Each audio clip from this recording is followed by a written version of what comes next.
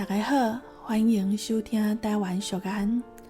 今仔日要甲大家介绍的俗言是一粒田螺煮狗仔公汤。伊的意思是讲，会当食的料真少，汤却真济。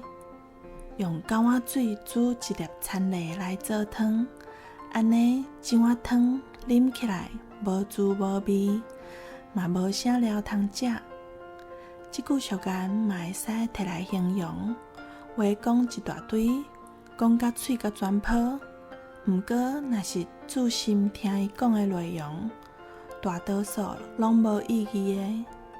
可比讲，有人在报告代志，10分就会使讲了，伊就讲真点钟，咱就会使讲这个人讲话，一粒田螺煮狗仔公汤。以上。感谢收听。